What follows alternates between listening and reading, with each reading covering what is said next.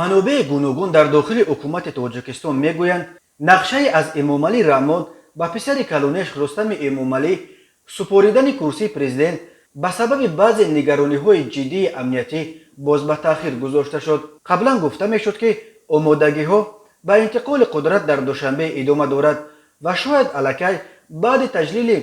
جشن 30 سالگی استقلال امامعلی رحمان بعد 29 سال راهبری بالاخره کرسی پرزیدنتی را به پسرش بسپارد. طبق این نقشه امامعلی رحمان به حیث پیشوای ملت امور بخش‌های عمده سیاست داخلی و خارجی تاجیکستان را در دستان خود باید حفظ میکرد، ولی اداره روزمره کشور به دست رستم امامعلی میگذشت. اما منبع بامداد گفته بود این نقشه تغییرات بزرگ در عرش سیاست دوشنبه تنها یکی از سناریوهاست که وابسته به تأثیر عامل‌های مختلف یا عوض شدن اوضاع از جمله در آن سو و یا حتی در این سوی عموم میتواند عوض شود یا تغییر یابد. همصحبتان آگاه پایگاه خبری بامداد میگویند یک عامل اساسی که این نقشه را اینک بار دوم به قفا انداخت محض تغییرات اخیر سیاسی و حربی در افغانستان و به قدرت رسیدن حرکت تندرو طالبان در کابل است. یادآور میشویم ابتدا قرار بود کرسی پرزیدنتی الکی در انتخابات پرزیدنتی سال 2020 به دست رستم امامعلی گذرد، ولی آن وقت به مخالفین این نقشه میسر شد امامعلی رحمان را متقاعد کنند که باز یک سال دیگر در این کرسی ماند، جشن 30 سالگی استقلال را خودش گذراند و به پسرش یک سال دیگر فرصت بدهد تا تجربه بیشتری رهبری بیندوزد. امامعلی رحمان برابر غصب کابل از سوی طالبان در میانه ماه آگوست نسبت به آنها موقع آشکارای مخالف گرفت و از آن تاجیک‌های افغانستان به مقابل طالبان می جنگند پشتیبانی کرد. طالبان از آن سو تهدید کردند که تاجیکستان را در 24 ساعت خواهند گرفت. در این شرایط در عرصه سیاسی دوشنبه صلاح دانستند که باید خود امامعلی رحمان باز یک مدت دیگر در مقام بماند، چون که تحولات خیلی به سرعت پیش می رود و حال دوشنبه برای پیش بردن منفعت‌هایش برابر پرنفوذ و با وزن مثل اون نیاز دارد. ولی نقشه تحویل قدرت از پدر به پسر بیکار نشده است، در دست بررسی باقی مانده است، تنها یک مدت دیگر به تأخیر گذاشته شد، گفت یک منبع بامداد. منبع دیگر در عقب گذاشتن این نقشه تأثیر جناحی به گفته او واقع بین در داخل حکومت را حتی نسبت به عامل افغانستان اساسی تر می شمارد. او میگوید هرچند نقشه انتقال قدرت از پدر به پسر به صورت خیلی مخفی جریان داشت، ولی زاهد کار همین رو میگوید این نقشه به قفا گذاشته شد. عامل افغانستان در این مسئله بعدها علاوه شد، ولی عامل اساسی و حل کننده نبود. اتفاق نظر دایره های درون حاصل شده بود، اما چند ناموفقی کار و ظاهرا به عقب انداخت. به عقیده این منبع چون پسر در گمرک و کروپسیا بیشترین باغ را داشت، واقع بینانه آن را نمیخواند و همه تلاش را برای عملی نشدن کرده ایستادند. او در این مورد شرح بیشتر نداد، ولی طوری به نظر میرسد به دلیل مهمتر شدن نگرانی‌های امنیتی در ارکستر امامعلی رحمان ساز اول دیگر باره به دست رهبران نهادهای قدرتی افتاده است. برای نمونه میتوان از فابریکه جواب مثال آورد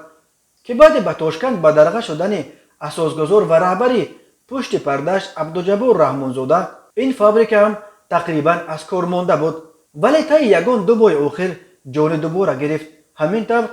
شیخ مومن یتیموف رهبر کمیته دولتی امنیت ملی که تابستان سال جاری به حاشیه تنگش کرده بودند دیگر باره به رد اول برگشت و در چند نشست اخیر بین المللی دیدیم که در کنار امامعلی رحمان نشسته است. اخیراً حتی کادر کمیته دولتی امنیت ملی جنرال علیشیر میرزانبات را رئیس منطقه از لحاظ استراتژیک خیلی مهم ولایت مختار کوهستان بدخشان تعیین کردند که نیز دیگر باره بالا رفتن نفوذ یتیموف در عرصه سیاست تاجیکستان درک می‌دهد. همچنین شادی حفیظزاده سردار ریاست مبارزه با جنایت‌های متشکل وزارت کارهای داخله که به دلیل پیامدهای منفی استرداد عزت امان هدف تنقید برخی دایره‌های حاکم قرار گرفته بود، توانست موقع خود را برقرار کرده ماه آگوست بعد 2 سال باز از دستگاه پرزیدنت گشتن نامزدیش بالاخره عنوان گنرالی را به دست بیارد و نایل شود که عزت امان را هم به جای عفو به 9 سال زندان محکوم کند. این در حالی بود که طبق نقشه قبلی بعد تحویل کرسی پرزیدنتی به رستم امومالی قرار بود رهبران وزارت کارهای داخله و کمیته دولتی امنیت ملی با نمایندگان جنوی لیبرال عوض شوند و سیاست داخلی کشور که چند سال آخر خیلی سرکوبگرانه بود نیز تغییر بخورد. ولی امومالی رحمان با حفظ کرسی پرزیدنتی با یک بازیگری به طور بی‌سابقه فعال در مسائل منطقه به ویژه افغانستان تبدیل یافته از حساب پشتیبانی بیچون چرای تاجیکای افغانستان ریتینگش را در بین مردم به طور فوق‌العاده بالا برد. یک منبع آگاه پایگاه خبری بامداد میگوید به مردم خوش آمد که امومالی رحمان به حمایت از حق تاجیکای افغانستان چنین پایفشاری میکند. برعکس ریتینگ مخالفین او که هم در مسئله افغانستان و هم پیشتر در مسئله مناقشه مرزی با قرقیزستان موقع دخوره گرفتند خیلی کاهش یافت. عملا اشتباههای خود مخالفین در این دو مسئله کلیدی برای کاهش نفوذ آنها خیلی بیشتر از تلاش‌های چندین ساله مقامات امنیتی با تمام فابریکه جوابشان بیشتر تاثیر داشت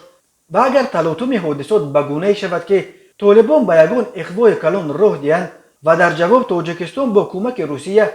ولایت‌های تاجیک نشین شمال افغانستان را از طالبان و عملاً از کابل جدا کند، آنگاه ریتینگ امومالی رحمان در واقع به فلک میرسد و او همچون پرزیدنت بلکه حتی شاه کشورکشای در تاریخ خواهد ماند. چون این سناریو هم در دست بررسی است و هرچند احتمال به واقعیت تبدیل یافتنش خیلی ناچیز است، ولی البته امومالی رحمان هم میخواهد که این کار اگر صورت بگیرد در حد ریاست او صورت بگیرد و به نام او رقم زده شود. ولی همه امصوبتان بامداد میگویند در هر صورت نقشه انتقال قدرت از پدر به پسر